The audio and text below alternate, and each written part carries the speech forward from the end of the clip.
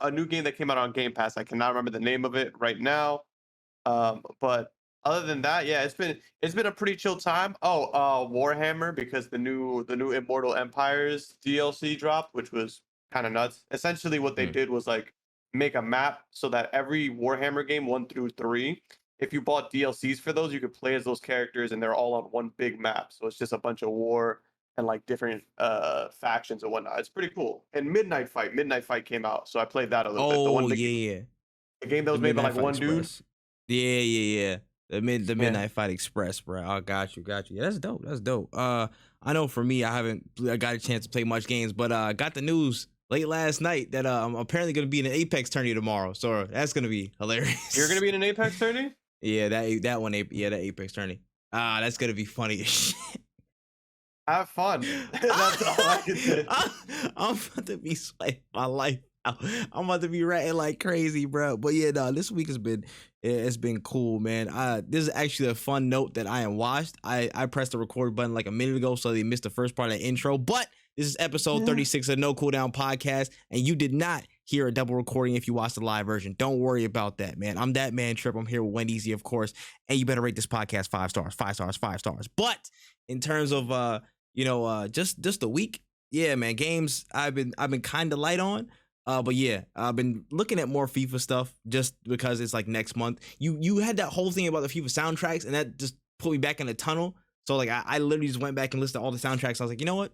Fuck it, I'm gonna play FIFA. So I was doing that a little bit. But yeah, man, it's been a decent week in terms of stories. So without further ado, we can get right into the warm up, and we got 3 of them for us. So Wen, is you ready? I am ready. Hey man, let's get to it. All right, first and foremost, so Sony took to a blog post to announce that a price increase for both versions of the PS5 console is coming to Europe, Japan, China, Australia, Mexico, and Canada.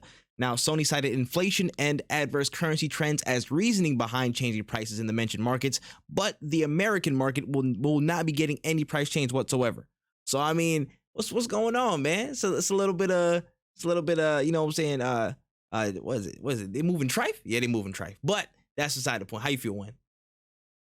It's really interesting that they're raising prices on a console that they can't keep on the shelves, which is like, that's not even like a diss. It's really just like, yo, It's facts. people already are like turned off on buying a PS5 because it's impossible to get one. Not for me, but for the commoners, I suppose.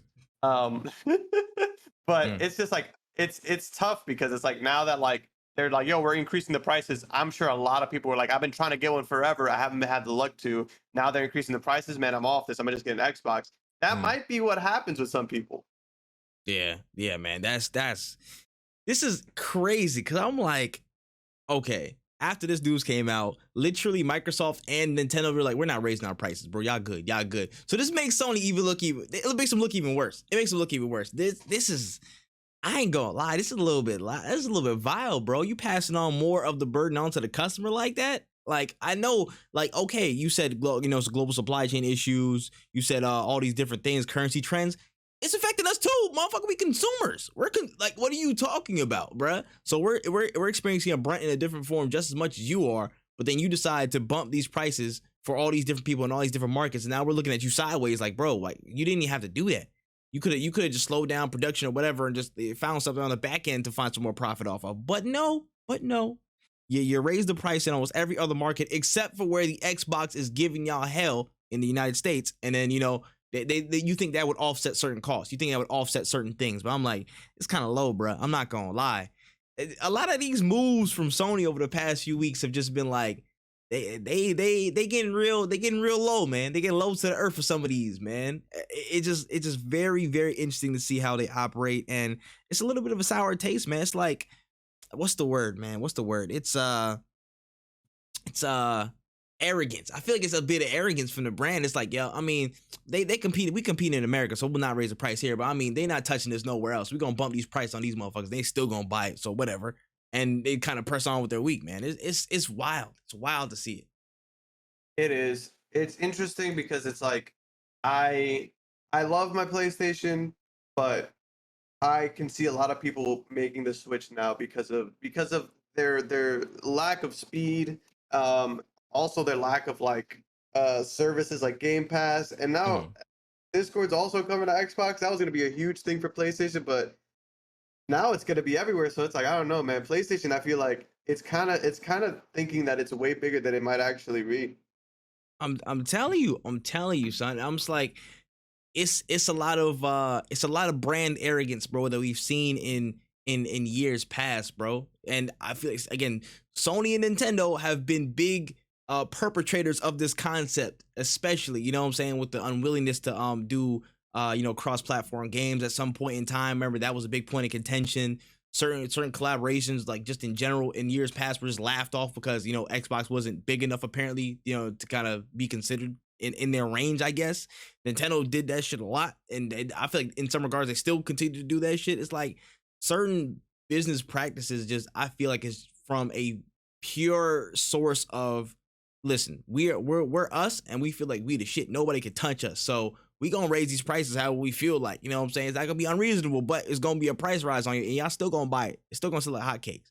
And unfortunately, to a point, in some markets they're not wrong. Like Japan, they're not wrong. They're gonna be a market leader because they have been for the past 2 decades. You know, like China, man, I'm about to say China, Australia, Mexico. Those are markets where they have some type of strong definition. But I'm hoping that something like this could at least bring people who are that, you know, deep into Sony's back pocket, like at least pull them back and make them realize, yo, listen, like they changed the price on you. They're not really valuing it as a customer with this move. You can criticize that instead of finding some way to defend it. You know what I'm saying? Like you're some type of business expert who works for Sony, bro. Because I've been seeing that on the timeline too. Some of the Sony ponies been just going off, giving a gamut of reasons why. Oh, listen, man, the global supply chain crisis is really, really tough. Who made you an economist? Like you play games, my guy. You know what I'm saying? Like some of y'all might be gamer economists, which I'll give y'all a pass, but y'all don't work specifically for PlayStation. Like Yeah. who gave y'all the check to go defend these men? Like it's crazy, but I can hope everybody. I hope everybody can see that it's kind of a dick move, but whatever. Yeah. All right, on to the next story. So apparently there's this new feature that was being promoted with Dead Island 2, which we'll talk about later, called Alexa Game Control, that enables players to use voice controls to get different functions out of their gaming experience. It's like has a lot of vocal feedback that can basically show you the nearest quest path, or equip different items for your inventory. A lot of different voice functions. It's going to be supported by PC and Xbox, and it's coming soon. I mean, thoughts on this? It's giving real Xbox Connect vibes, and we all know how that went. Like, it's cool. Is it necessary? Maybe not. So I'm not a huge fan of voice activated things. I remember there was a game called Binary Domain. That was like the first game that I ever saw that did it, and I was like, oh, this is kind of cool. But it also just like if you got a D-pad, like you don't really need to yell out get cover or whatever. Like there's just better ways of doing this. Especially if you, I don't know if you guys have ever been in a game of Call of Duty or any game with microphones where people don't mute their mics. There's too much noise in a house for active call outs and Alexa being there. I listen to music when I play video games on my couch, so I don't want like this. It's just, to me, it just doesn't seem like really that big of a need. Facts. I feel like the Wu-Tang Clan might mess up my comms. I'll be honest. Exactly. They might mess my shit up. And again, there's the people element, also other people around you. It's like whoever else in the house for certain people. But for me, I've always been a little bit averse to like the voice control things in Alexa. I don't have no Google Home in the house. None of us really have Google Home in my house. Like none of us have Alexa, none of that stuff like that. I don't even use Siri. I don't even use that, bro. I prefer to stay away from that type of stuff, bro. The Feds got enough information on me, bro. I don't need any more. Y'all got it, bro. I'm good. I'm good. So there's that. And it's just like, I don't know, man. It's just something about voice I'm just not prepared to jump in there for. I don't want to pull a Iron Man Jarvis. I'm cool. I remember seeing this one thing about 2K when they was like, oh yeah, basically if you started like cursing and stuff like that, they could give you a technical. They'll give you a tech in the game. And I was like, from there, I'm like, so I can't even express myself in my own home, bro. This ain't real. This is a simulation game, bro. I'm sorry. But the key word is game. So I don't know. I just been averse to voice stuff from that point. So I'm like, I mean, that's cool for the people that's gonna use it. Cool. I wonder how deep the functionality will go, like how intricate you can make some of those commands. But I mean, it's cool, but not for me. Yeah, it's definitely one of those things where it's like, like I don't really know even who it's for, to be honest with you. Yeah, I mean, maybe for some accessibility things, that'd be pretty cool. I'd say that's probably a plus. Some accessibility people. I'm about to say if it's for some accessibility, populations. I'm all for it. If it's Yeah, something along the lines of like I can't do XYZ, so this can help me like more. Yes, that and yeah, that that's actually a absolutely very good that's a great application. point. But Yeah, if it's something along the lines of like, hey, pass me some ammo, I'm really gonna be annoyed. Like there's just yeah, no point. yeah. No, I hear it. I hear it. But yeah, for accessibility, it could be a really big win, and I like that. So you know what? Not all bad. Not all bad, Alexa. Not all bad. All right, and on to the last story of the warm up here. In a crazy turn of events this week, just after the huge news of all those cuts to HBO Max, Warner Brothers Discovery announced losses of nearly 20 billion in market capitalization after trying to cut only 3 billion in costs. So they just got chopped off at the leg. They tried to cut off a toe, and they just end up taking their whole leg from the knee down. And this is also coupled with the news that 13 executives who were people of color that were in charge of developing diverse programming were fired over the past week. So it's been a real techie time for WB, man. It's looking sus over there, bro. How do you feel about it? I kind of was like watching this unfold, and I remember when we talked about like the Batgirl movie getting cut, and I was like, damn, this kind of sucks. And then like I wake up a few days later and I find out that basically a lot of good shows get cut, and I'm Mm-hmm. just like, man, what's even the point of HBO at that point? You know what I'm saying? Like, I love HBO Max because it had a different roster than most places, like Netflix and Hulu. They had something very different and unique. They just cut all of that uniqueness out to like Yeah. only keep stuff that's like that's gonna like I think they kept everything that's like mainstream in a sense, which is like Yeah. I hate saying it like that, like I'm some kind of hipster when it comes to TV shows, but it's like But no, you I cut hear a you. It's lot of like good TV shows that people wanted to watch. it's yeah. I think there was some reports out there like on socials and stuff like that that they were trying to lock back in on more like I mean not their attempt, but it seems like they're moving towards more homogeneous, like the white middle class family type of shows, like the common things in the bigger projects and whatnot, like a House of the Dragon or whatever. But outside of that, they just wanted to really just like cut off all the fat, I guess, or what they described as fat, but all these diverse shows that were out here. Again, I think OKKO and all these other different cartoon shows, Infinity Train and stuff that was just kind of left of center. I guess not really the mainstream, and they just got rid of them, and then they got their ass chopped because of it. So it's real disgusting, man. In my opinion, especially these executive firings. Like out of all the executive people that were there, I understand. Of course, you got rid of you got rid of a whole division, but like there's some way to probably reallocate them in some way, shape, or form. But you just like, nah, they're out of there, bruh. And I don't know. Coincidentally, they're all people of color. I don't know. It's just people who are in positions of power when that are out of touch of what needs to be done. But because they're in positions of power, it's not like I'm making millions of dollars a year. I'm not gonna quit just because I'm wrong. I'd rather be wrong, get my bread, and then eventually like these people are like untouchable essentially. Like this Yeah. could like HBO could go bankrupt tomorrow. They will all be okay because they Mm. have no stake in this. And that's really what happens. It happens with a lot of companies, and I'm sure there's more stories down the podcast, or we'll see big corporate guys just trying to make a quick buck and Mm. fucking over everybody else. Yeah. Nah, I hear it, man. But I'm not gonna lie, that was funny as shit to see. I ain't gonna lie. You see like the stock, and the craziest thing was the stock was actually rising pretty fast. Like the stock and the market cap was it was pretty up. It was rising like it was a good steep line. And then after the news of the cuts, it just went flip on, Yeah, and it's been nose diving and took a little jump up, and then it's nose diving a little bit again. I'm like, yo, y'all really fumbled the bag on possibly one of the strongest runs from a streaming service of all time up to this point. I would say of HBO all time Max up was to this point. nuts. They were moving towards it was universally liked solely off the content strength because niggas hated the UI, but more and more people were getting the service anyways.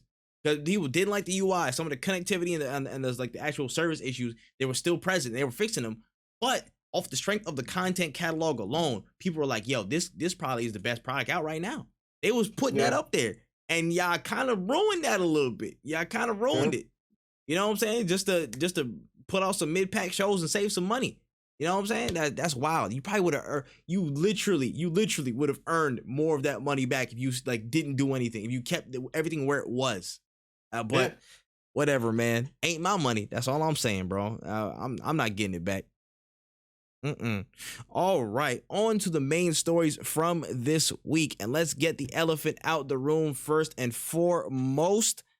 Gamescom Opening Night Live went down this week. We had the Mountain Dew and Dorito Pope Jeff Keighley front and center to drop all of these brand new games from Cologne, Germany, and we got to break down some of the biggest announcements from it, man. So if there were some things that were left out, it probably was intentional because it wasn't the craziest release or whatever. But if you want to slay me in the comments, please feel free to. If it's your favorite game ever that I left out, I'm sorry, dog. It is what it is.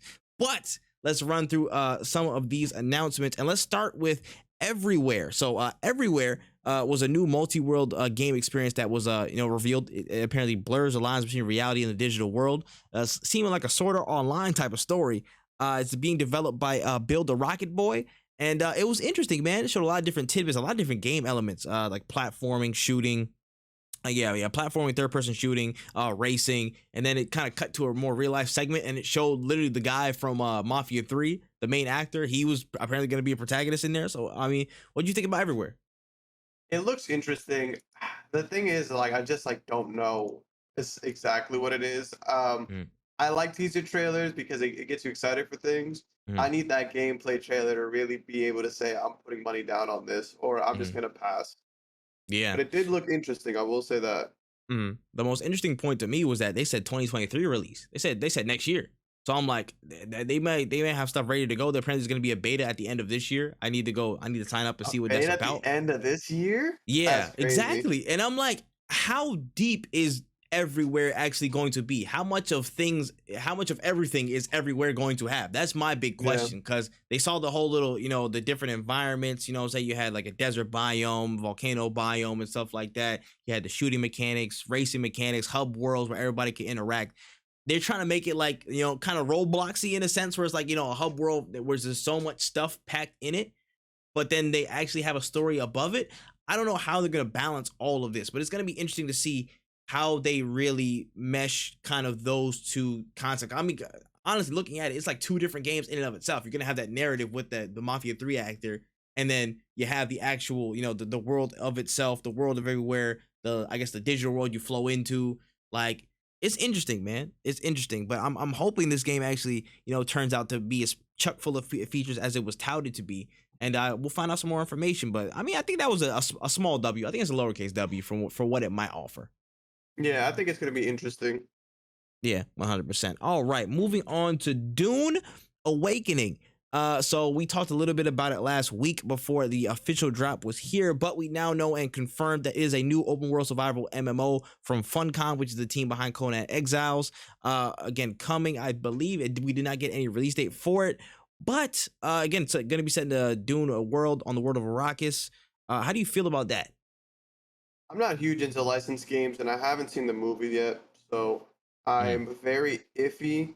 Open world survival MMO like Conan Exiles. I hear a lot of good things about Conan Exiles. I myself have never been enticed enough to try it though. So I'm gonna wait and see with this one. Maybe if I play Conan Exiles, it might change my mind, or if I watch the movie, but I haven't done either. So yeah, nah, I hear you, son. I hear you. Now, in terms of licensed games, it's mostly miss. But I mean, there are some gems. Like I think the what's the name? The Mad Max game that came out a few years ago was actually really good. I actually liked that game a lot. And I was like, for licensed games, I mean, it didn't come with exactly the movie per se, but it was like maybe was it before or after the movie actually released? I don't know, but it was in the same time frame. But it was actually a really good movie. I mean, a really good game. So in terms of the MMO element and survival element, I don't know how I feel about that exactly. If it was like a more singular player survival, I might have been more open to it. But I mean, if it turns out that the gameplay is actually solid, I'm willing to give it a try. I'm definitely willing to give it a try. So I mean, like, I'm giving it a blank space right now, just a side eye, no W or L yet, because I'm like, I don't know what it is exactly how it's gonna look. Yeah. All right. No, I was gonna say, like, if it's reminding me of like Rust, and I'm just not a big fan of those type of games. Yeah. I got you. Yeah. We'll see about it though. All right. So this was funny to me. I don't know why this man did this. This man Jeff was like, so you guys like PlayStation, huh? And then the crowd was like, yeah. we like PlayStation. Well, we got this special announcement from PlayStation right here. And then they announced the DualSense Edge Pro controller. So, I mean, they did all this rockets for just the controller. Now, I know motherfuckers wanted the Pro controller, but I mean, it looks pretty cool. But they did all that rah-rah for a controller, son? Like, I don't know, man. That was a little bit OD for me. But, I mean, it's a customizable Pro controller from Sony, of course. It's going to have adjustable sticks, triggers, vibration, remappable buttons, on-control user interfaces to switch schematics. A lot of different features in it. No price just yet, but it'd probably be in the range of about $200 if the Elite controller from Xbox is anything to judge by. So how you feel about this announcement? Who wants it? Like, not even trying to be a dick, but it's like the reason I liked the Xbox controller was because it works so well with the PC. Like, you can just plug that bitch in and it works perfectly fine in almost every single game. PlayStation controllers are not known for that. They're not known for their compatibility with PC.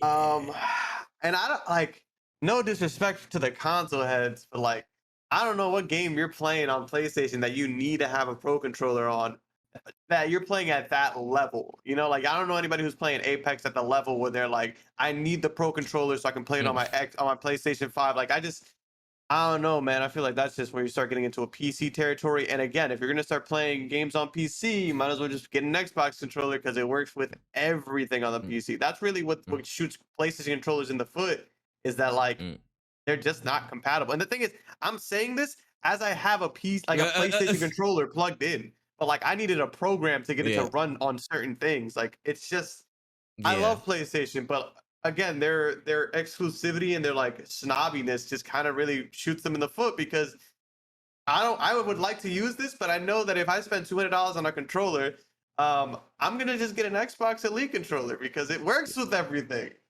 Yeah, you took the point out of my mouth. I'm just saying, like, if I'm spending $200, I'm putting $200 down. I'm buying an Xbox Elite, bro, because it's proven, and it works with literally everything on a PC. So I mean, why would I even risk that on a PlayStation brand one? So I mean, it is what it is, but y'all wasted a slot, bro. Jeff was really called up PlayStation. He was like, yo, bro, I need exclusive. I need something on the line, bro. Everybody looked in the office like, fuck, what are we gonna give him? What are we gonna give him? Fuck. We don't got nothing for him. Call Jeff back. We got something for him. Getting a controller announcement, bro. I'd be pissed off. I'd be personally pissed off if I was Jeff, but whatever. They gave him the crumbs for that. Next up, we had some new Callisto Protocol gameplay. Don't need to spend too much time on it, but where'd you get a new look? The first look already made me want to buy it. Like, I'm already locked in. So like, I saw like a little bit of it and then I turned it off because I was like, I'm already buying. If I'm already buying it, I don't need to see anything anymore. Yeah, Fairsies. Likewise. I'm just like, bro, everything can really kill you in this bitch, bro. Like, the funniest thing was, like, there was a sequence where he was in the water, right? And I was sitting there, I'm like, oh, okay, whatever. He's gonna get hit a couple of times and make it to the end of his destination, blah, blah, blah. And he got split right in half. I'm like, oh. Yeah. Okay. I was like, and I was genuine shock. I'm like, yo, they really trying to make it hostile as hell. So, you know what?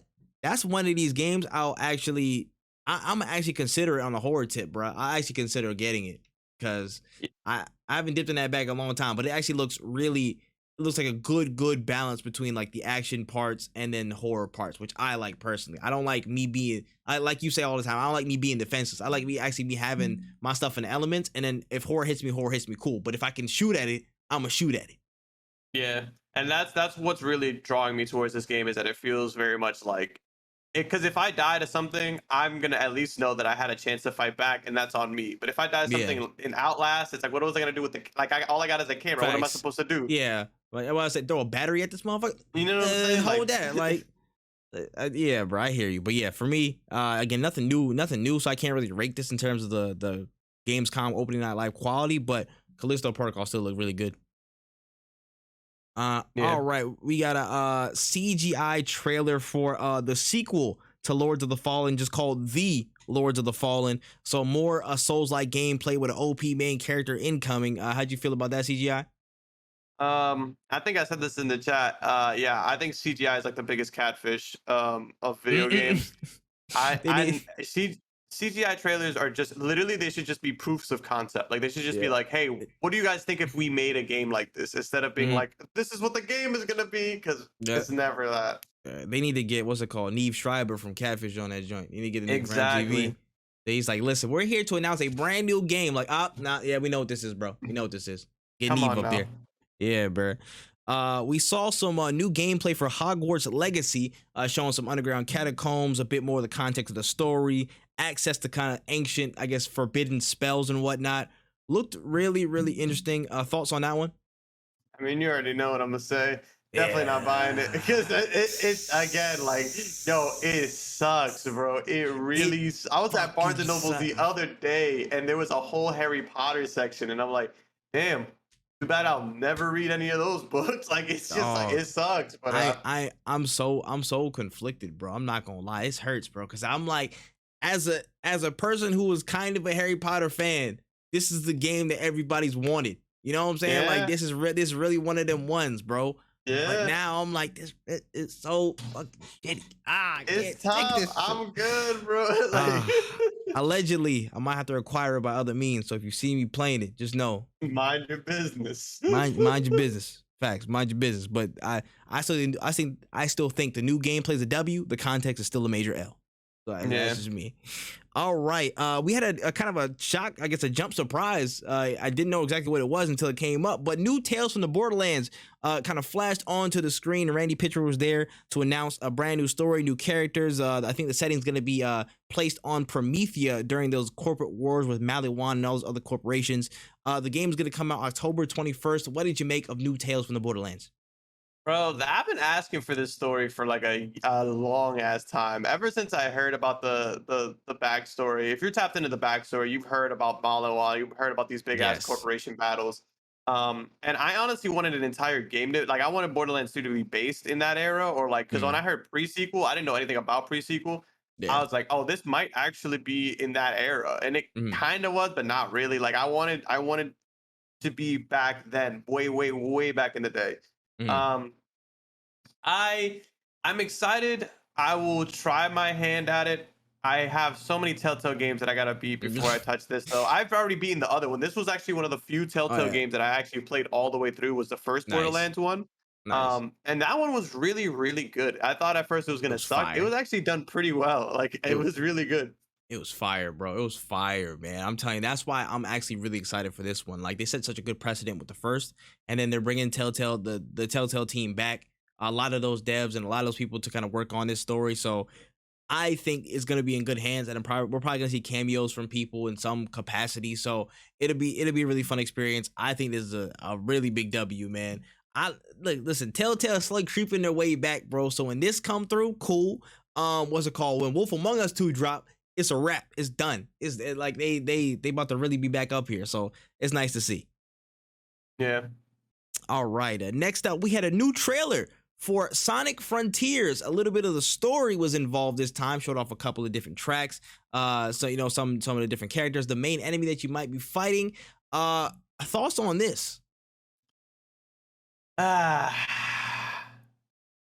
It looks really good. I don't know why I gave that big ass deep sigh. It actually looks really good. I actually really want to play it. People are talking mad shit about this game. They are very quiet right now, because I was in a meeting while this was going on at work, and I was watching you stream this, and I was like, wow. Like, I was distracted. I don't even know what they were talking about in the meeting. I was just like, whoa, this actually looks kind of nuts. I can't believe people were really trashing it like that. And then they had those sections that look kind of like Sonic Generations, and I'm like, oh man, you guys really ain't got shit to talk about, because this looks like Sonic Generations with more open world. Like, it just looks crazy. I can't wait for this game. I might buy this game. Bro, so people were also trying to stir up some type of discourse that, like, oh, they're copying the same levels and stuff like that. I'm like, this is probably a tutorial. Levels. Yeah. It's also a point, but I'm like, this could just be one tutorial level. This could literally only be one section that you're familiar with before they throw you into a whole new area. So why are you trying to make up some shit out of nowhere? And also good shit. So shut the fuck up. One, two. IGN. Y'all should be banned from monthly exclusives for the rest of time. I'm not gonna lie. I respect some of what y'all do, but that right there, I can't respect. Yeah, they must have. Nah, listen. All right, let's actually be honest about this, bro. either IGN took the worst bits of a build that they were blind, bro, and they were like, yo, pick 3 of these builds and then just get gameplay from them. Just do it. Just pick. And they went blindfolded. Or Sega gave them a really, really old version and then they had to work with what they had on that form. There's only 1 or 2 ways they could have gone.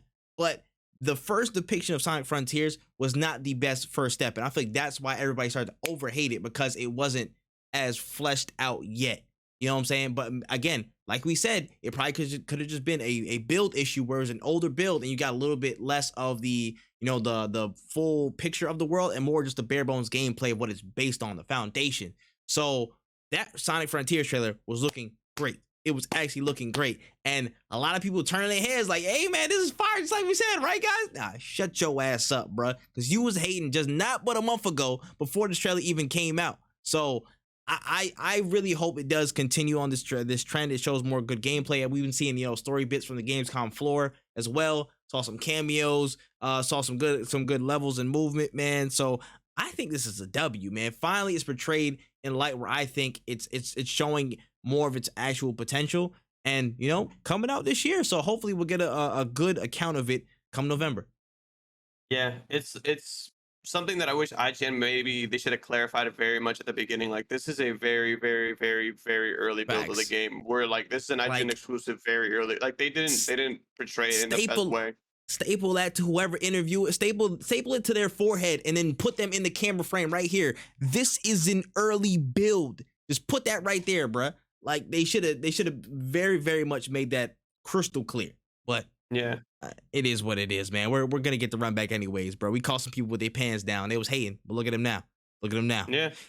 All right. Moving down, we had some new bits for Goat Simulator 3. What'd you make of this?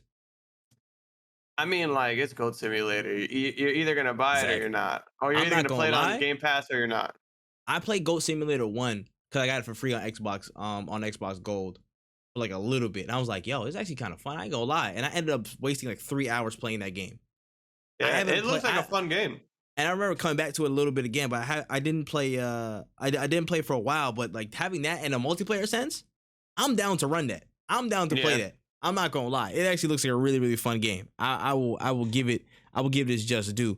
Moving on to a game called Moonbreaker, which was a new title from the team behind Subnautica, doing something completely different with a turn-based sci-fi experience with the lore and world coming from author Brandon Sanderson. So what'd you make of Moonbreaker? Brandon Sanderson does some amazing work. I have one of his books. It's thick as hell, so I have not finished it. And it has a lot going on in there. So I really am interested in this. However, the gameplay doesn't really strike me as something I'm super interested in. But a good story has made me play bad games. So I might have to check this out, because the gameplay doesn't look bad. It just looks out of my alley. Like, I hear you. I like tabletop, but it's like I don't play video games for tabletop stuff, you know? Yeah, no, I hear you, son. So yeah, in terms of the gameplay, I'm actually, this is one of the ones where I'm like, I'm kind of good off of. I'm not familiar with Brandon Sanderson in terms of sci-fi work, but I mean, some of the designs and the art actually was really good though. That's what one thing I'd say. All the figurines and stuff that were like turn-based in the trailer, it looked really, really sharp. It looked really good. I like that. But aside from everything else, I'm not really like too keen on looking at it. But if it turned out to be a good game, again, who knows? I could pull a U-turn on it. So I'm gonna absolve myself from judging this game. But from the art and stuff like that, look pretty cool. Yeah. Word. Moving down, we had a quick little look at this game called Friends vs. Friends, which is a 1v1 or 2v2 fast-paced FPS game with a whole entire card system to upgrade characters and skills. Looks cel-shaded, kind of a la Borderlands-esque, kind of drawn to, what was it, drawn to death or drawn to life-esque? I think it's drawn to death, that old-ass game. Yeah, I know what you're talking about. Yeah, but it looked kind of interesting, actually. I thought it was kind of a sleeper. How do you feel about it? It looked interesting. It definitely was something that might be worth my time. It really depends on where it comes out and where I get it at. But yeah, I have so many shooters in my life. I don't know if I need another. If I need the indie one. But I would be interested in playing it. Yeah, I got you. Likewise. It actually was like, I actually caught me in the middle of the show because I was like, yo, let's get to the crazy stuff right here. Let's get to the crazy stuff. And then I heard Grizz, shout out Grizz. We was talking. It's like, yeah, you know what? This actually didn't look half bad though. Wait a minute. I didn't mean to talk dirt on this, but this actually looks decent. So Yeah, actually, if they hopefully they can, again have either the stages or something like that. I would like bigger player counts because I always love bigger player counts if it's gonna be multiplayer. That's just me. Yep. I'm a big team battle whore. I'm a ground war whore. I've been that since day one. So if you can increase player counts by some measure and kind of create some type of chaos mode, that'd be cool. But so far, I mean, it looks pretty good. Yeah. All right, moving down to a new look at Lies of P, which is the Soulsborne type game based on the story of Pinocchio. It is announced to come day one on Xbox Game Pass. How do you feel about Lies of P? I like that it's on Game Pass. It's makes me more likely to play it, and it's not even Lies of P's fault. I'm just I played Elden Ring. I really enjoyed Elden Ring. I haven't beat it, but I'm pretty close. The only reason I stopped was because it kills my PC, but that's not the point. The point is I played a lot of Souls-like games. Once I play one of them, I don't really need another one for a while. So like Lives of P look cool, but I'm just not really excited to get back into the Soulsborne type era or Yeah, genre. yeah. Nah, I hear it. For me, it's like I don't rock with Soulsborne games like that. You already know this already. You know what I'm saying? It's not my personal cup of tea. I still gotta try Elden Ring. You already know this, but we'll get to that one day. But in terms of the recent offshoots that were announced in terms of a Soulsborne game, this is probably the sharpest and best looking one that I've seen. We saw Steel Rising, we saw probably like one or two others, and then we saw Lies of P. So this game probably looks the best out of that class of games. I think it actually looks sharp. I think the actual the retelling of Pinocchio is actually a pretty dark and a pretty fitting thing that could actually be molded into the gameplay and stuff like that. It actually is pretty like simple because I mean like a wooden boy or something like that. Give this man just another arm or something, like another arm for tools and shit like that. It kind of makes sense. You know what I'm saying? It could 100% fit kind of like that dark Victorian England type of vibe. Again, makes sense. Kind of I guess some type of equivalence to the time period of the story of Pinocchio or whatever, and like fitting into kind of like those Bloodborne types of things. So it looks pretty good. It actually looked pretty good. If it's on Game Pass, I'm down. I'm actually down to try it. I'm actually down to try it, but I gotta do Elden Ring first. I have to play Elden Ring first before I even try this because I gotta do this game of the year rating at the end of the year, bro. I can't be a fraud. I just gotta try it. So we'll see, man. But it looked cool. Yeah. All right. On to a game that I thought was a standout from this presentation. A new IP, Atlas Fallen. Which is apparently going to be a semi-open world RPG game with sand-based powers coming in 2023 for current gen and PC. Showed off again. It was probably like a few different locales and stuff like that. Some like sand monster type of gameplay. Like it was interesting. It was interesting. What'd you make of it? This isn't the new game that was announced by Warframe, right? Like this wasn't that. No, I don't I don't think know so. why. Wait, was I it? don't know why. Wait, what's Warframe Studio? I don't remember. Hold on a second. We'll get to the bottom of that.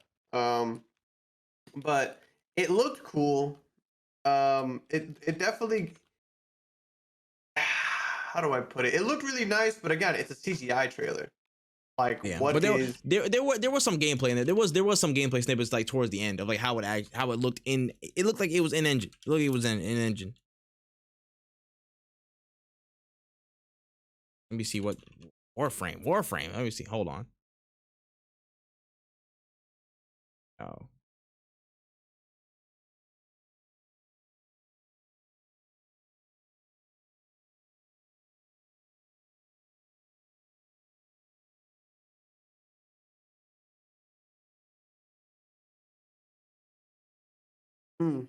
how you guys are doing?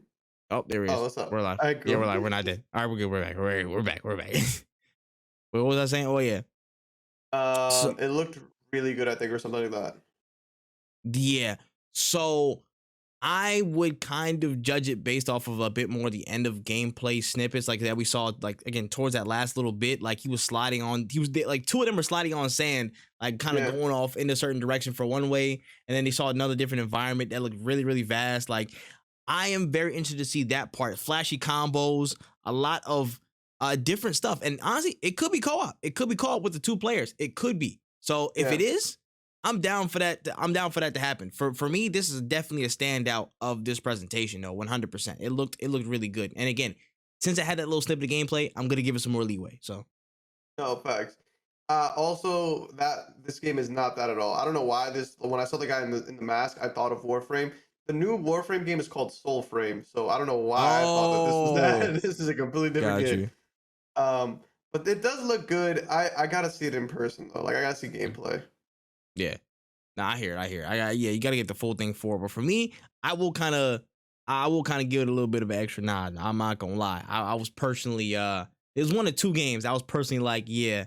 One or two games I was personally like, yeah, okay, cool. I'll give y'all some leeway, even though y'all didn't show me too much. You did give me a little bit, actually, more than a regular CGI trailer. So why not? Yeah. All right. High on Life actually got a new trailer as well. It showed off like a boss battle that was in the game as well, and like a bunch of different gameplay footage came out this week. Also, how'd you feel about that? It looks like a fun game. It looks really fun. I want to play it. I don't know if I will get a chance to. There's another game. This is the game made by the Rick and Morty creators, right? Yes. Yeah, like there's another game they made that I heard was really funny, and I gotta play that one too before. Mm-hmm. But Nah. we'll see what happens. 100%. But I will say, like, I think this game definitely has the potential to be in the lane, or at least the ballpark of like those South Park joints where like Stick of Truth was like actually super funny, and a lot of people like they see it for, oh, they join because of the, oh yeah, like the dialogue and like the that conversation, that comedy style of the creators, but then they stick in it for more of the gameplay and how like integrated that those some of those elements are. Because like, I mean, there was a part I see a snippet where it's like you have to pick a path, right? And then you can choose the dialogue tree, and then those two like paths like had like a person or whatever that were like they served as the gate, and they was like, yeah, so out of us two, who would you like approach at a bar for real? And they had that whole Yeah, conversation, but then like so much of the gameplay elements are tied into that, the decision, and the decision's tied to like the writing style, and the writing style tied into that. So it looks really fun. I feel like people will be more yeah. invested than they know looking at these types of games. It looks really funny. I actually want to try it. Yeah, no, 100%. I'm definitely gonna get High on Life. I'm definitely gonna get it. So that was cool. Had a surprise reveal of Killer Clowns from Outer Space. I had no idea what this is because it just passed my time, but all the old heads did it. Sorry, Gris. Based on the old 80s horror movie. Seems to be a team-based game with several survivors and teams of killer clowns as well in a play area. It's going to be dropping 2023 on the family of PlayStation platforms only, so PS4 and PS5. How do you feel about this, Wen? Uh, Survival horror, the genre that like I truly Asymmetrical multiplayer, baby. Come on. I'm good. Like it It's- looks like sure. I'm sure some people are happy about it. I'll see what happens. I'll see it when it comes out, I guess. mm, I'm not really super. I'm yeah, not nah. even paying attention to this. I'm not even gonna lie to you. Like Yeah. if it comes out and it's good, I'll know. But if it doesn't, I will have no idea because I'm not paying attention. Yeah, I personally I don't care, but I will say this, but I didn't care about Friday the 13th and I didn't care about Dead by Daylight, but I somehow got roped into them because friends thought it was cool. So it could persuade me. It could It persuade could. me. So you never know. Maybe Grizz bounce up a whole, you know what I'm saying, a whole fan club for it, and we end up playing the game and it's actually really fun. Who knows? Who knows? Um, we had another reveal right after this for Scars Above, which is a third-person action shooter with a bunch of craftables, upgrades. I think some of the plot involved like it was like an alien threat that was like right above the earth, and like this lady who's a female protagonist, she went to go investigate it. She ended up on in a whole different space trying to like figure out what the hell's going on. She was just damn near noob tubing everything. It was actually a really interesting first look. So how'd you feel about Scars Above?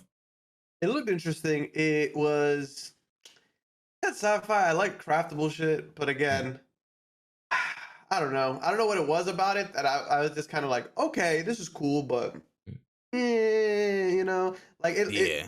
I love me some craftable shit though. That's the big like if it's a survival game where I'm finding shit, like I love that. I don't ask me Mm, why. I love survival games like that. yeah. So we'll see, but it didn't really impress me. It didn't give me anything that I haven't already seen.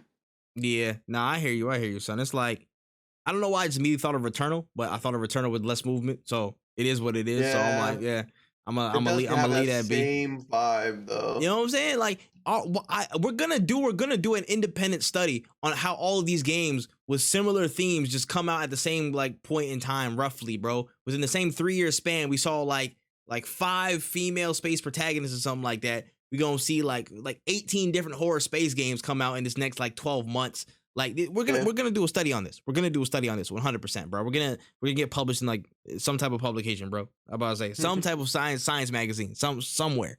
But anyways, moving down to the second to last major announcement, it was a new title from Everstone Games called Where Winds Meet, which is an open world martial arts game set in the 10 Kingdoms period, with like 10th century China. Like a wuxia based martial arts, like you can master different different skills and stuff like that to attack enemies. Again, open world. Looked really interesting, man. How do you feel about Where Winds Meet? It looked really good. Like, I'm not gonna sit here and say it didn't. You got the whole it's raining aspect, showing you the graphics. Look at all this water work. It's crazy. The only issue I kind of had was it kind of just looked like a technical test, which isn't a bad thing, showing you all the cool things you could do, whatever. I just don't really know where we're gonna go from here, because it could be cool as hell, and then like the game come out and the storyline and everything is kind of just flat. So yeah, I am excited. It does look good, but we got a lot of like historically like Asian stories coming out with like Wukong. I mean, there's a lot of, especially with like after Naraka, I feel like actually after Ghost of Tsushima, I feel like we're visiting a lot of Asian backgrounds, Asian environments, which is awesome, and especially in that time period, it's very interesting. But now you got a lot of competition too, because like when I saw this, I was like, oh, it kind of reminds me of Ghost of Tsushima. Is it going to be as fun as Ghost of Tsushima? Is it going to be more fun? Is it going to look like Naraka? Like we need more. Like you guys are filling this. You guys are saturating this market, and now you guys are going to be competing against each other. Yeah, I feel like in a certain sense, Ghost of Tsushima kind of opened that floodgate. But in terms of like the cultural background and what the game corely is, I think it's actually going to be pretty different. I think it's actually going to be really different. I feel like Ghost of Tsushima was a much slower paced game, and for a lot of instances that I saw from Where Winds Meet, it's going to be faster. It's going to be faster paced, a lot more, again, like quick usage skill. It's going to be a lot more, I guess, more fantasy based in a sense, or like have more powers that are kind of more rooted in fantasy than a Ghost of Tsushima. And again, 2 completely different cultures, the world of wuxia, you know what I'm saying, samurai, Japanese, of course, the obvious differences. But yeah, in terms of other things, like again, like what's it called, like Black Myth Wukong, whenever that comes out, there's again, it's like it's still mythical China, you know what I'm saying, like mythical Chinese folklore and stuff like that. The world of wuxia is still 2 different, you know what I'm saying, concepts entirely. But in terms of elements that they need to deliver, it's gameplay and story. How do you have compelling characters with that? You know what I'm saying? How can you build out stuff with that? Because gameplay material and stuff like that is already there. You got all these different martial arts for this game that you can pull into, all the different abilities and stuff, cool. But how do you pull characters from that period and make it impactful? Because Wukong, I can see both. I can see how many characters you can fit around, again, Wukong himself, how many different things they show off in like the trailers that they came out with recently, just to give more context to the story. I can see where they have both and how that can be an impactful thing. But for Where Winds Meet, they got to prove that second aspect of where's the story. Because I feel like the gameplay is already, I think the gameplay, I can see the potential in it already. They're going to have to, of course, reveal more. But I think that they have to work, I feel like they have to work more to showcase where the story is. Yeah, and I think a better comparison to that game would be the game with Lubu. I literally forget it every single time. Wolong Fallen Dynasty. Wolong. Exactly. I think that would be a better comparison than much what better. I said with Wukong. Literally, because there's 3 kingdoms. Yeah, Wolong's 3 kingdoms. Yeah. Yeah. So like we'll see.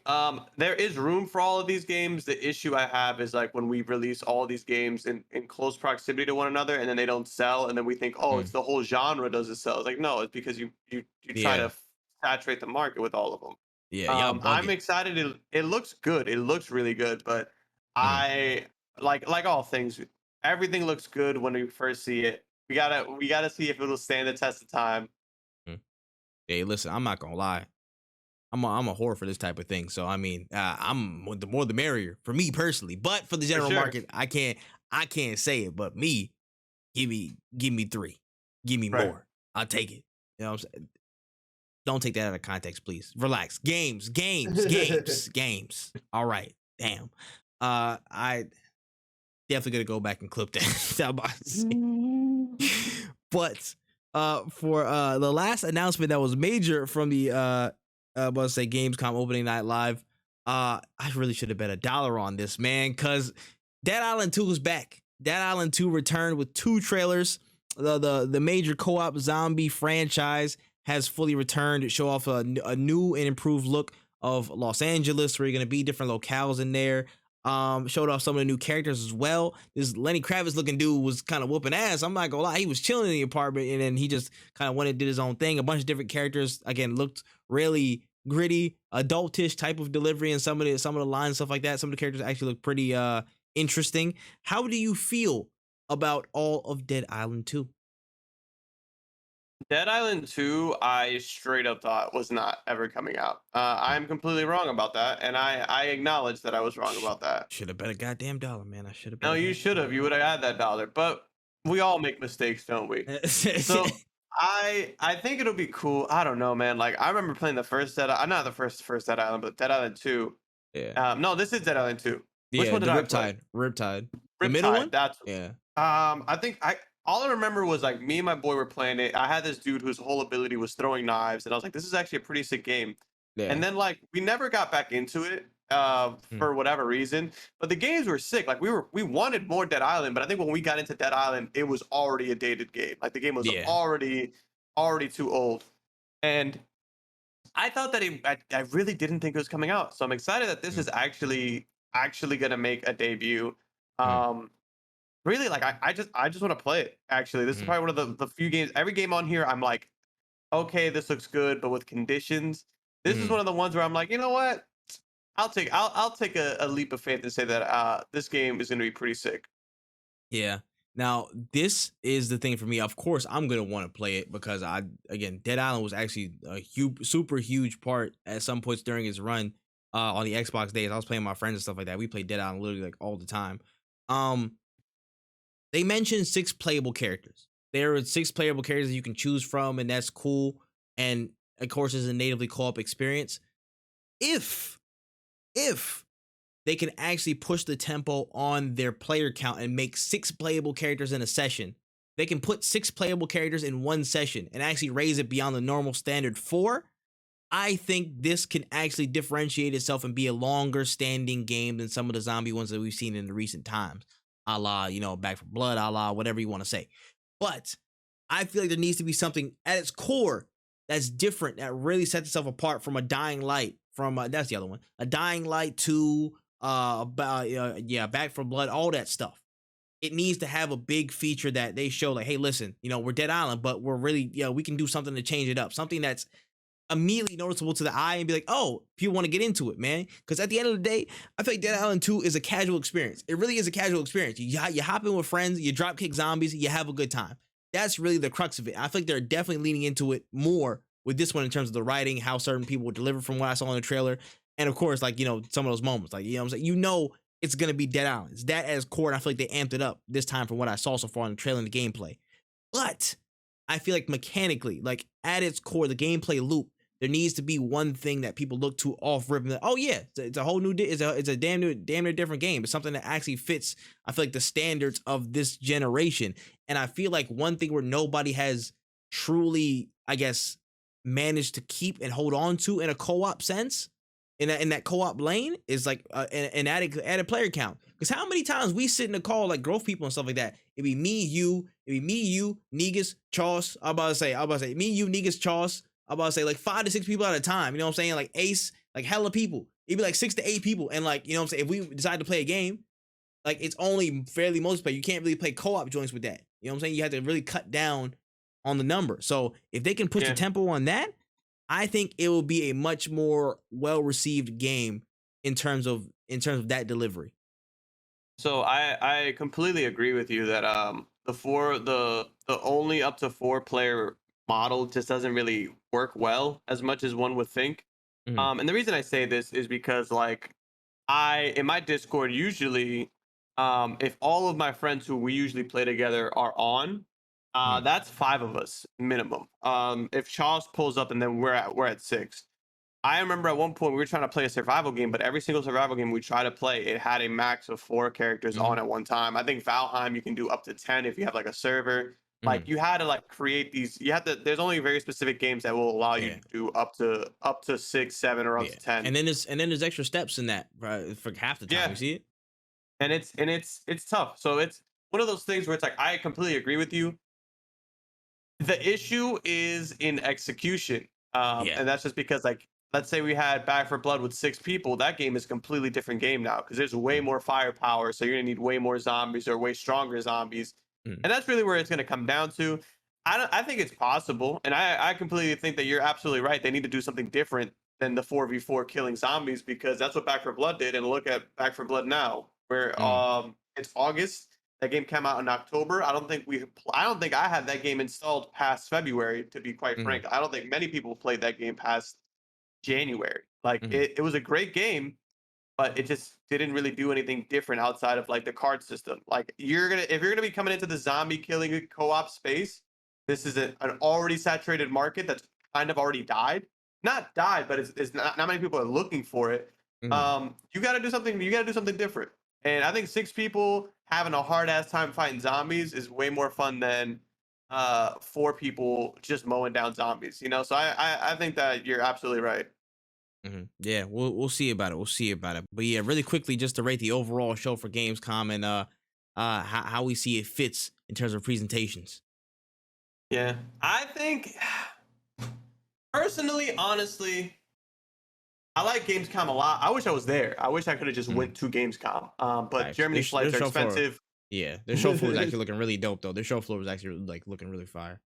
Yeah, one day we'll have to have the no cooldown pod at Gamescom. I definitely be Facts, interested. facts. Um, it comes out in a weird time though because it comes out right after Gamescom, not Gamescom. It comes right after Summer Summer Games Game Fest slash Fest. Yeah. E3, and it comes before Game Awards, the 2 biggest Mm-hmm. game shows, and Facts. before Tokyo Game Show. So Yep. like Tokyo Game Show, I think is in September Yeah. Yeah. or I think November or it's something like that. September. Yeah, I think it's September. Yeah, I can double check it. But also in addition to that, all these people have been announcing all their little side shows and stuff like that. Like Ubisoft Forward's on September 10th. There's been a lot of rumors around Sony having their presentation like sometime in September. So they have to deal with that extra the little tidbits here and there that might overshadow their event. Yeah, so that's why I'm giving this a C, and I hate that I am, but it's just I can't Mm, really.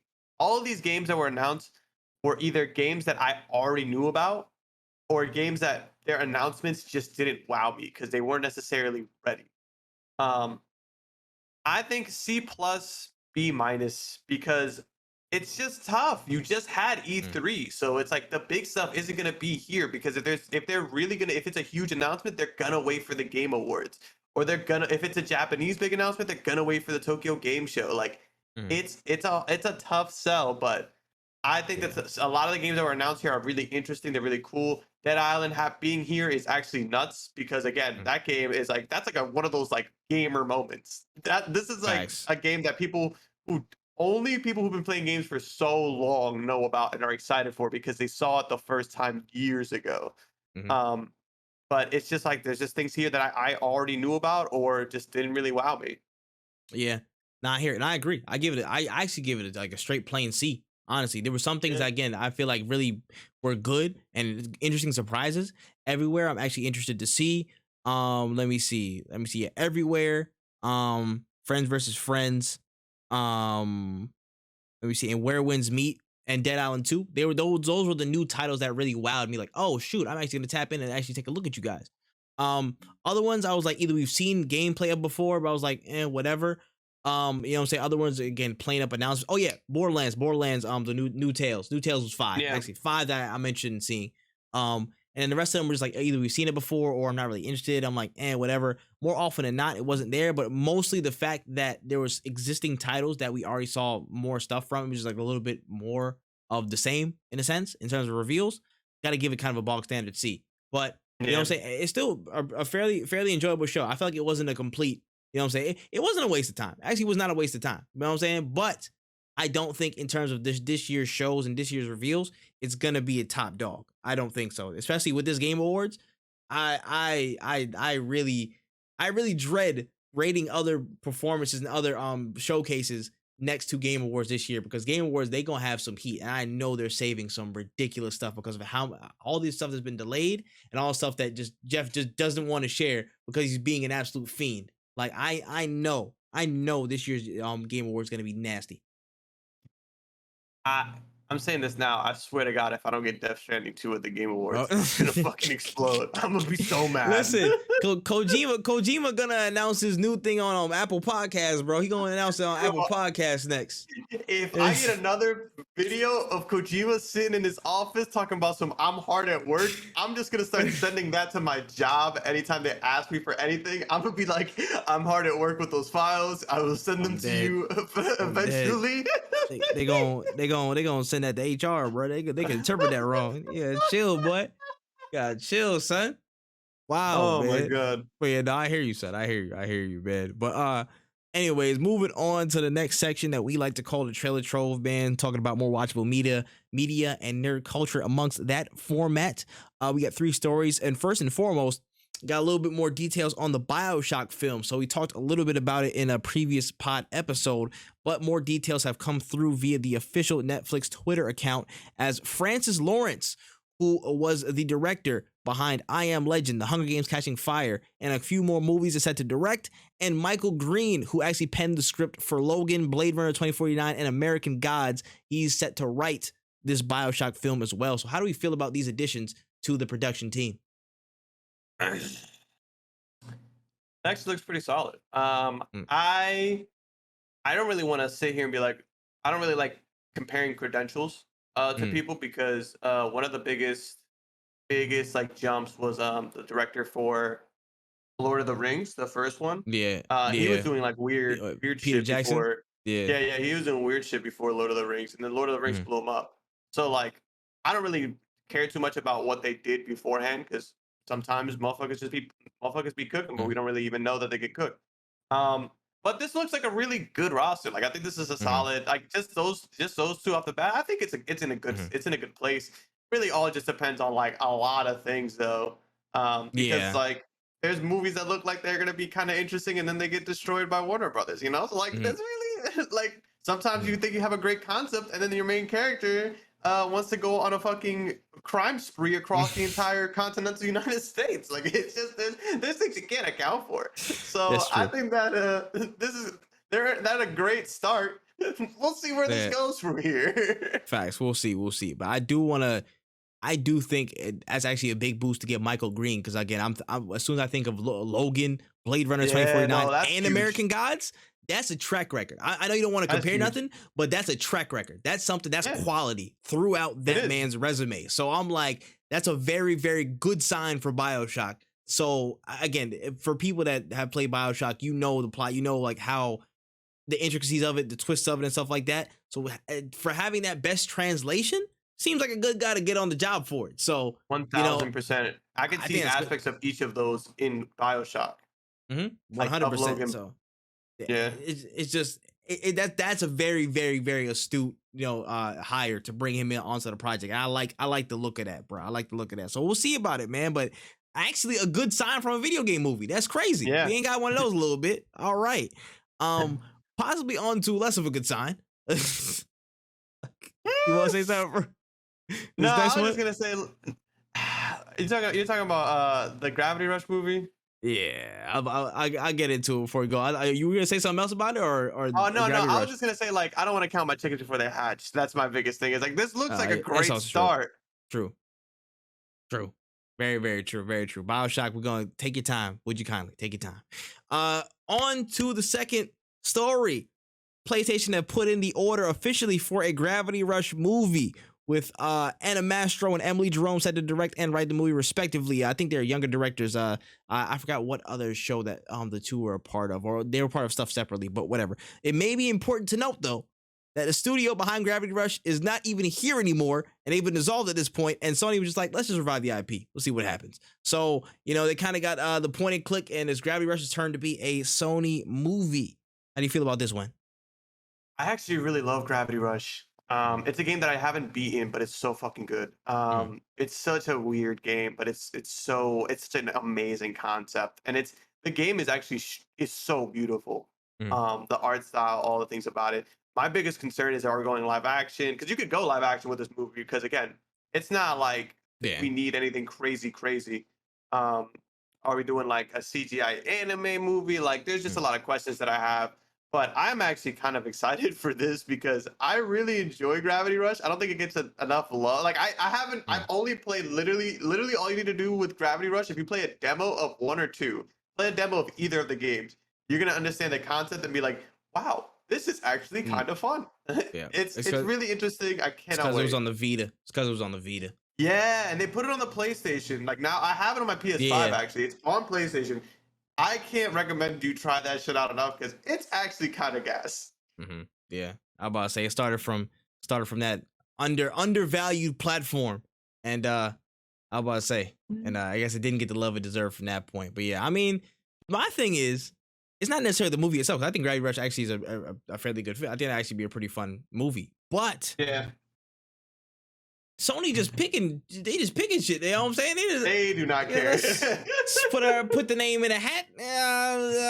Gravity Rush. Shit, let's go with that. All right. Like, they just raffling it off at some point. I don't know what's going on with them, bro. But I guess that's cool. But like, damn.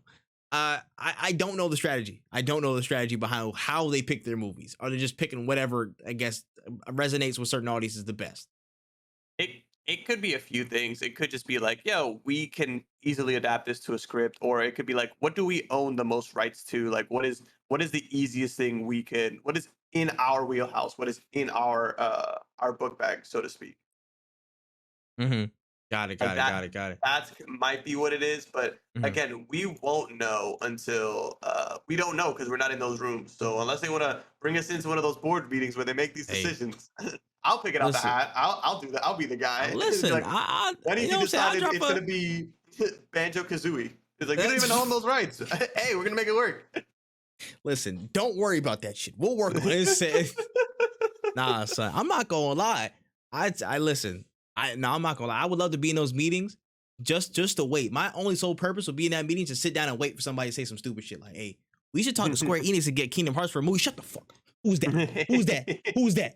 Who said that? I just want to be sitting right there in the cut waiting for that moment. Like, who the fuck? Get him out. Get him out. Him right there. Him who suggested that. Get him out right now. That doesn't make sense. Say, why? I think it's actually a pretty good famous prop. No, nah. I would just be for just to deny shit, bro. I'll be LeBron James on the chase down, block everything that doesn't make sense. Nigga, get that shit out. Get it out. Anyways, on to the last story of the trailer trove. While WB has been on fire internally, they've still been at work to try and set a new path for DC and its extended universe on the big screen. Now, rumors have picked up, and word is that WB Discovery is in talks with Dan Lin to fill the Kxngviii role as it's been billed for DC. Now, Lin has experience with executive production on the Lego Movie, the It franchise, Godzilla King of Monsters, and more. And although there are some big hurdles to overcome in terms of DC in general, they're looking for him to be that guy. So how do you feel about Dan Lin potentially being, I guess, that quote unquote Feige role for DC? I don't envy this man whatsoever. If you wanna challenge that fucking dumpster fire that is WB right now, you got all my respect in the world, man. I honestly, I'm gonna be defending this man to the ends of times, because anybody who talks shit about this man willingly running into a burning building, shout outs to him, because they're gonna be like, whoa, why did he decide to greenlight a Robin movie where he's not even Robin? I'll be like, hey, listen here, buddy. I don't think you understand how crazy that shit over there is going on, all right? For all we know, this Robin might end. Like, I'm about to say, go ahead. I was gonna say, like, for all we know, this Robin movie is gonna be just people. It's just, I don't even know. Like, you don't understand. There's nothing that anybody can do to stop this unstoppable force that is the DC sabotage. Nah, bro, he's trying to literally hold a meteor from hitting the Earth that's already on a collision course, bro. It's tough, bro. It's tough. You know what I'm saying? But I will say this. In terms of the Feige role, as it were, I mean, I don't necessarily like that term, because automatically, like, you got to start changing the color of movies and stuff like that to try and fit into the MCU-ish route, and I don't necessarily like that. I would like something different. If you kept insular stories, but again, steadily built it up. You don't have to build this fast pipeline. You don't have to Snyderverse it where you're only in 2 movies. You throw everybody in there and do one thing, but do a really, really, really big reset where everybody's gonna have their own insular thing, and you build things up. You give people like 1, 2 movies, tidbits here and there, cameo, like sparse, reference, do your thing. But in terms of the personnel, he's been involved with some really great franchises. Honestly, again, like, say what you want about the Lego Movie, that shit was actually fire. I don't care what you say. No, That's actually one of WB's like best performing movies in recent years. I don't give a fuck what you say. The It franchise actually was really good. The first one was a fantastic rendition of It. I'm not gonna lie, I didn't expect much from it, but I was thoroughly surprised by how good it was. It Chapter 2 was like cool, but I still think overall the franchise sold really, really well, was actually received fairly well. That was good. And then Godzilla, like Tall Monkey, bro. Tall Monkey. He was on that, bro. So yeah. I think he knows what it takes to make success at WB in terms of that standard. Now, he sees a whole different kettle of fish. So I'm in the same boat as Wen. I would just applaud this man for the attempt at going into this absolute disaster zone that is known as a production company, that's known as an extended universe, and trying to make gold out of what's been crap so far. You know what I'm saying? Overall. You know what I'm saying? Like, it's hard. It's hard. You got to deal with all these people having terrible relationships with the company, with DC and stuff because of shitty people in the past. You got to deal with people potentially not coming back. You got to deal with cancellations you might try to revive. There's so much stuff that goes through that he might have to, again, potentially deal with. This is like, he gonna do his labors like he's Hercules or something like that. This is a Herculean task that he's taking on. But I think this is still a good pick, again, in terms of the track record he's had, in terms of just familiarity with Warner Brothers. So it's like they're not outsourcing completely. So he kind of knows, again, has a little bit of leeway on his back. And I hope that he can be given the reins in terms of full control. None of the people in the C-suite are looking at him. Not that Dave, the guy with the last name is Zanislav or whatever the hell his name is.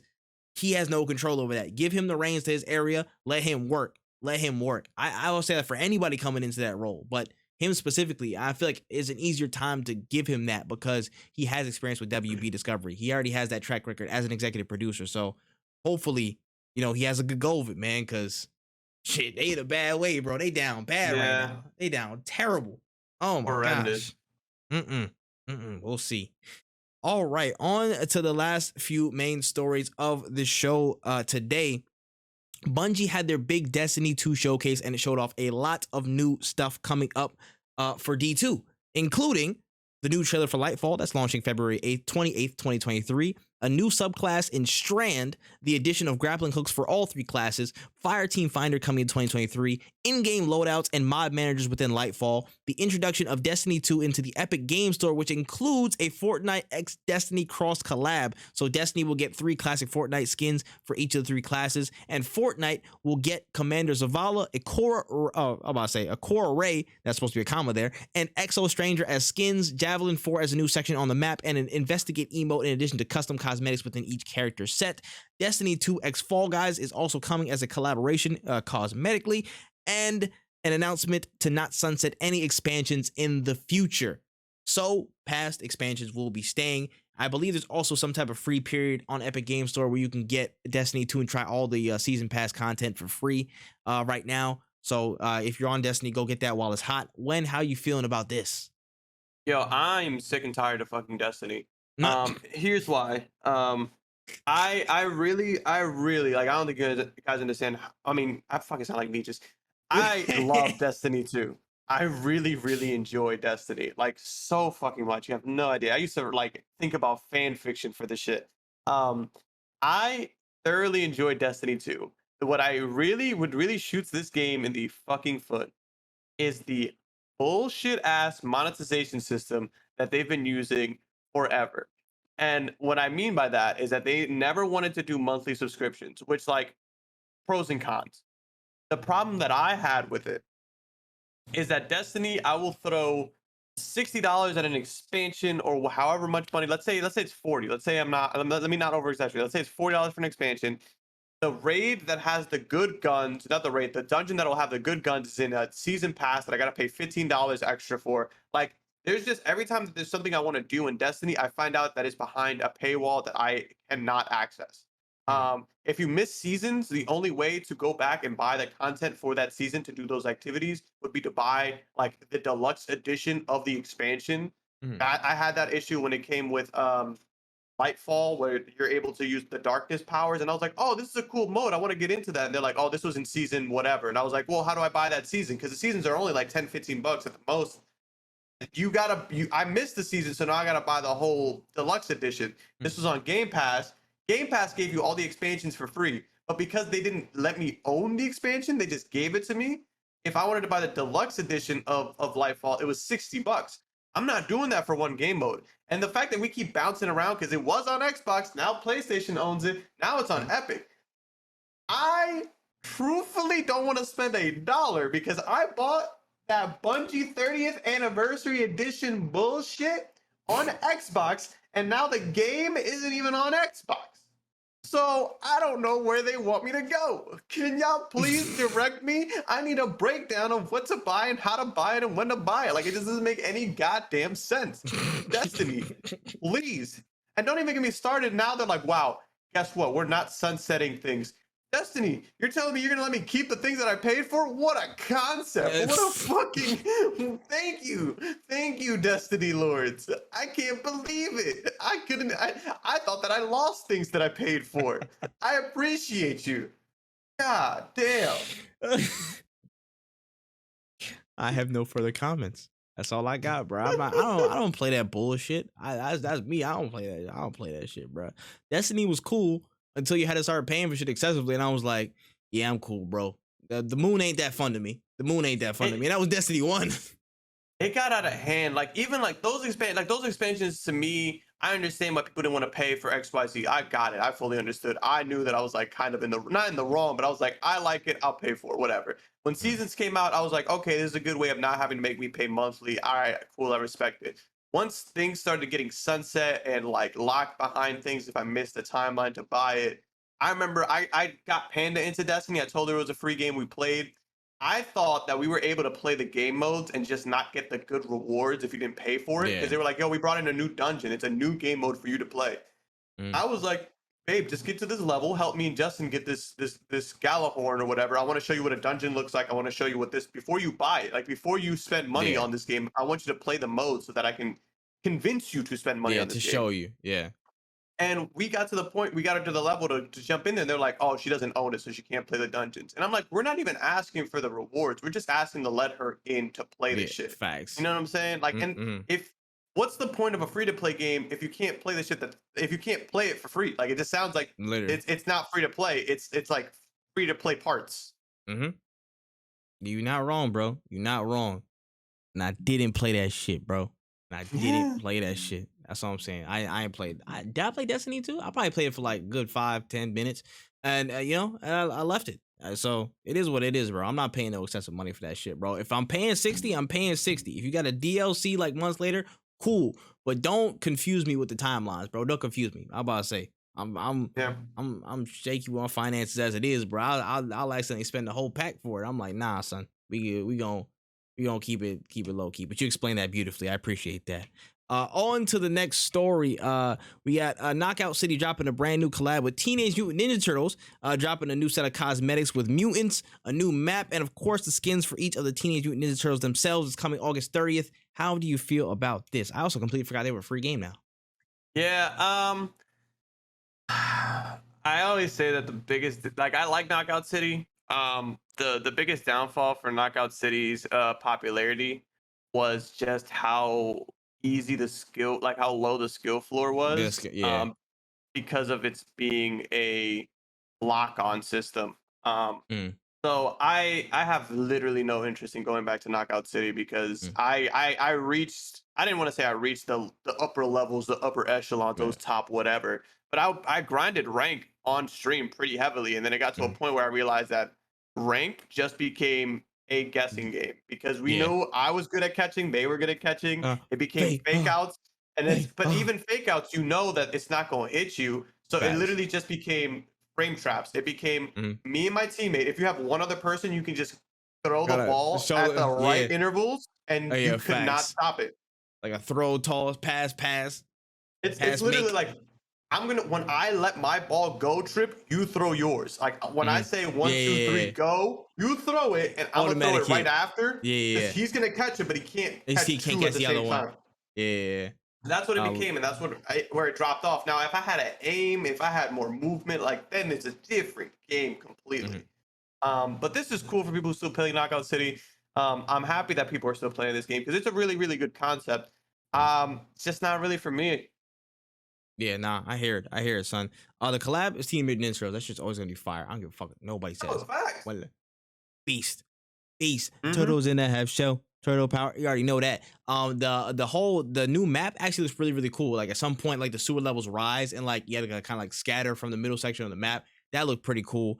I kind of agree with you in some point. I feel like the skill gap was just like everybody was kind of at some point kind of funneled into the same lane as a sorts, and it was just like okay, you got to use certain tactics to get where you need to go instead of just actually playing the game itself. And like it is what it is. I still feel like free to play was the right route for it, and now it's Yes. there. But I still think it's a cool collaboration. But again, it's like it's nothing's holding a candle to Fortnite. And I feel like No. I get collaboration fatigue whenever I see something that's not Fortnite. I'm like I'm really overdoing it, I guess, Yeah, I like as much as I love Teenage Mutant Ninja Turtles, as much as I like Knockout City, I'm like, it ain't Fortnite though. That's kind of crazy. This is literally this is the brand new debate. It's like the equivalent of can he beat Goku though? Like it's Yeah. going to be that debate when we discuss like the best collaboration of all time. But it's like, was it Fortnite though? Was it Fortnite? You know what I'm saying? It's gonna be the cure all. It's gonna be the cure all for all these debates for collaborations. It's also one of those things we have to think about, like, am I going to be playing Knockout City as much as I'm going to be playing Fortnite? Fortnite, it like changes its game almost every month. There's something new, something different, something that needs to get Mm-hmm. checked out. Back when I started Fortnite, there was no build mode, there were no cars, there were no jets, there were no Correct. fucking tanks. Every single time, every month or so, Fortnite, like, it's like, hey, well, guess what? Everything's zero gravity now. Like, it's just wild. That game just Mm-hmm. never stops changing itself. That's why, like, Yep. when I buy a Goku skin on Fortnite, I'm like, I know that I will come back to this because I've left and come back like 4 or 5 times now. Facts. I'm gonna finish that season pass, boy. I'm gonna finish this Yeah, season pass. I got till September 17th. I'm getting Darth Vader. I'm getting Darth yeah. Vader. I'm gonna let you know right now. But yeah, man, interesting collab. But that's cool. That's cool. Next story down. We had a huge Twitch patch notes this week. Twitch dropped a lot of details on some changes that they're making to the platform, including taking down the stream exclusivity portion of the partner program, allowing streamers to stream on other platforms but barring simulcasting on direct competitors like YouTube and Facebook, a creator mode on the mobile app that puts a lot more quality into the channel, and stream management options on phones, enabling clip downloads for mobile, more raid flexibility with viewer thresholds, account age restrictions, and more, pin chat messages, and a whole lot more that they went into detail with. So thoughts on these changes from Twitch? The partner thing is stupid. It should have been for everybody. Mm. That's my biggest takeaway because affiliates have that same clause in their contract. So Mm-hmm. I don't know why partners get to stream on other platforms. What like it to me just doesn't make sense because it kind of makes affiliates seem like less serious about their work. Like I really just don't understand. I Yeah. don't understand why affiliates can't stream Facts. to TikTok or whatever they want to do. And So on aggregate, if there are more affiliates, why wouldn't you make them be able to do that so they can grow an audience and bring more people to Twitch? you know what I'm saying? From a logistics standpoint, that just doesn't make any sense. Like, why would you hold the bigger population back from that privilege that would enable more people to go through it? The purpose of what you're doing with that is to enable more people to come onto the Twitch platform. Oh, if you stream here, you'll build an audience outside, and when you come back to Twitch, you'll get more people. Yay! You know what I'm saying? Yeah. You dodge your discoverability accountability. You know what I'm saying? You dodge that thing. So you just put it on them to go grow the audience outside. But when there's more people, why wouldn't you just give that to the millions of people that are affiliates right now, and they can do that and double down on that effect? Yeah. And on top of that, you also have to think about like how much more work affiliate now. And I'm not saying not all partners because not all partners are the same. I'm not saying that. I promise you. Um, when I think about an affiliate who's like doing all this shit by themselves, they have no team around them whatsoever. Mm, Like posting clips, doing all this extra stuff that you have to do as an affiliate to grow your channel. It takes a lot of time and effort. Where there are partners who are full time and they can do this on a regular thing. Like I mhm. think it would be so much more beneficial if you were an affiliate and able to restream because now you're growing your platform as opposed to somebody who's let's say a partner and then they're full time. Their whole career is growing their platform, so they have the extra time. I got off a stream and I gotta go to work because I'm not a full time, I'm not partnered, I'm not anything. So it Mm, just kind of sucks for the affiliates. And it just shows that they keep always forgetting affiliates when they make these big decisions. They're just trying to keep the big people up top happy, which is not facts. the best route. Yeah, and I think it's short sighted because I mean, for the name value, they're like, oh yeah, Twitch partner. Everybody thinks a Twitch partner, but I'm like, yo, there's like still millions of affiliates out there and stuff like that. But I'm like, whatever, man. It is what it is, man. Allegedly doing that anyways, but I don't know. It could be anything. It Yeah. could be an error. I don't know. The biggest thing for me that really was like a big thumbs up, the raid restrictions, which is great Yeah. because of all the things that have been going on with hate raids. Hmm. Um, and honestly, the biggest buff was enabling clip downloads. As of right Yes. now, from my Oh my experience gosh. with YouTube and Twitch, Twitch right now is the best, is doing the best with the clip services, I like to say, Hmm. because YouTube has clips, but you can't really separate them from the actual VOD. They're not like Yeah. their own individual files that you can easily download or access. Like it's kind of a pain in the ass, honestly. Is. They really need to fix that. But Twitch always had a better clipping system, and now being able to download it on mobile just makes sharing your stuff or recycling your content infinitely better. It was a smart move. Yeah. Nah, I hear you. I hear you. And I agree. I agree. Um, there was just the point of like accessibility again at a certain point, making it easier. The Twitch mobile app was doing nothing for so long, and now they actually addressed major concerns that were a part of it. Again, they improved the actual creator experience in terms of the stream dashboards. Analytics are actually much more expanded on there, which I think is a really big plus for people who are using those things. You can get that on your phone. Again, the clipping feature and downloading from mobile is a huge thing because for me, if I gotta get a clip, I gotta download it and then edit it and then pull it up and then do like 3 other steps for it. If I just download the straight clip there and drop it on Twitter after a stream, that makes my life so much easier. You know what I'm saying? Like, of course, it's gonna Yeah, be like heavily edited clips that I'm gonna go into, but a lot more times there's gonna be one clip from the stream that I just wanted to grab to showcase. Hey, this is what happened in the stream, guys. You know what I'm saying? This was a cool moment. Thanks everybody. Thanks everybody for coming out. And I have to literally go through the process of finding that clip, going through the highlights. If it wasn't bookmarked or stream marked, I got to go through the highlights and then go through the entire stream, scrub through the footage, figure out what time it was, grab that clip, do that, download it. You know what I'm saying? Go into my editor. You know what I'm saying? Make sure that clip is yeah, good or whatever. You know what I'm saying? And then sometimes when you download the format, it wouldn't even post to Twitter. It won't even no, post it to won't. Twitter in some cases. So you got to go fix it if it's wonky or something like that. So I'm glad that they're doing this. I'm glad they're fixing that immediately.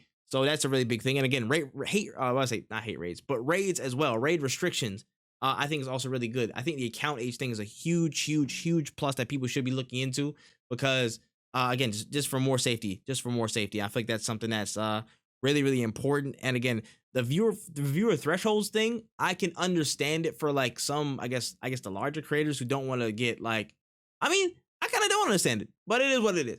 But I feel like whatever they can, it's down to their, I guess, their discretion of who they want in the streams or whatever. I feel like any raid of any size is appreciated. Now, if it's like you're consistently getting spammed by raids of one viewer, then it might be a little bit annoying. So probably like maybe 2 and above will be cool. But Yeah, it is what it is. I understand the basic thing to avoid the troll and like getting the chat filled up. But raids of any size should be really appreciated. But that's just me. But I right. understand where the logistics come into play. Yeah, Mm-mm. I'm like, I understand the small rate thing, but like just like you said, like a rate is a rate. Like I appreciate it. Yeah. All in all, solid update. They still got many things to clear up, but so do a lot of other platforms. So it's like, shout out to Twitch. They kind of did a good thing. Mm-hmm. Yeah, no, 100%, 100%. And on to the last story. This is actually kind of just a speculative one. This was actually interesting that popped up earlier. I just added it to the note. So the conversation really just started to sprout up about a potential like a Pokemon horror game, and like people were, it was like a clip that was just showing off like I don't know what type of Pokemon that was. I'm late to the game, but then he was like he looked out the window and like this thing was just like kind of turning off and on off the power, and it just looked real eerie. But then people were kind of discussing what's the possibility of having a Pokemon horror game. Can it do it? What's those elements? I just want to know what do you think about that? I think it'd be interesting because like you have games like Fatal Frame, Mm, where like you taking pictures of like ghosts and things like that, mm, and it was considered, and it's a horror game. Another mm, interesting idea would be to do that, but with Pokemon Snap, because that's what Pokemon Snap was, Mm, where you take pictures of Pokemon, and it's like, what if you were like exploring a haunted mansion and this like ghost Pokemon pop up, and like your only defense is like is your camera, good camera. like That's kind of fire. a first person little like a horror game. I think it'd be pretty interesting.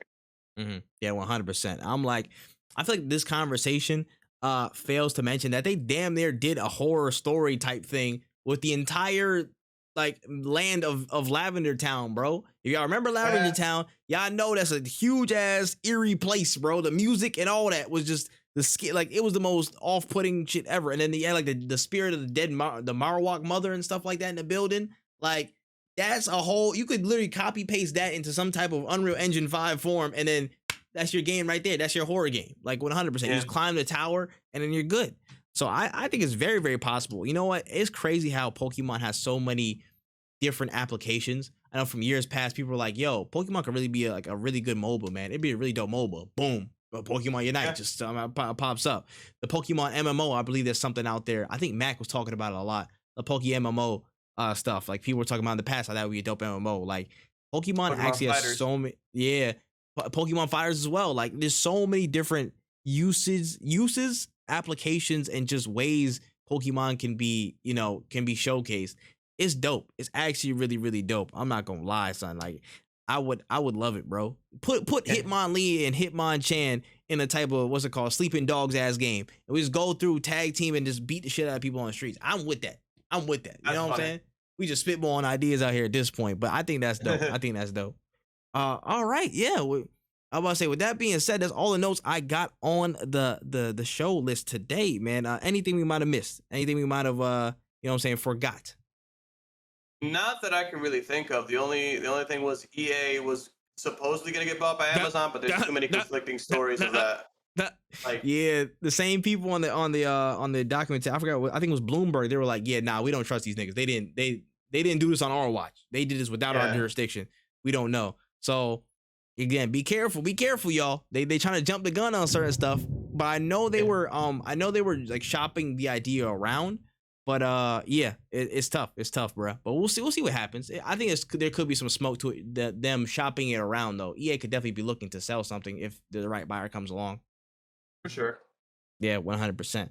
All right, but that's all we got for this podcast today. WenEazy, any closing notes before we get up out of here? Drink your water and save your money, because September is literally like next week. So a lot of games are dropping. Yeah, I hear. My closing notes are, you 36. Okay, now if you're actually 36, listen to this. We appreciate you though. We appreciate everybody for tuning into the podcast. I have not checked the numbers, but I think we're either 1 away or 2 away from 200 plays. So we really do appreciate you for all that you do to listen, support, tune in to No Cooldown. Like it means the world. We're gonna keep rolling throughout the rest of this year. There's a lot of stuff coming through. Got stuff, new games you got to look at, stuff we got to review, stuff we got to slander, news we got to cover. No Cooldown's not stopping, man. So we appreciate all of y'all for all that you do. Be sure to rate this 5 stars on Apple Podcasts and Spotify. Be sure to tune in if you listen on other platforms such as Stitcher, Google Podcasts, and Anchor. Again, it's all love, man. It's all love out here, man. Be sure you tapped in what we doing out here, bro. From the No Cooldown side, from the All for Growth side, at All for Growth on Twitter. Make sure you follow the video version and all dope content from Wen side at Wotaku channel on YouTube. That's WOTAKU channel. Make sure you check that out. It's me, ThatManTripp, on all platforms. Yeah, man. We really doing this, man. Episode 36 for No Cooldown, and we are out of there.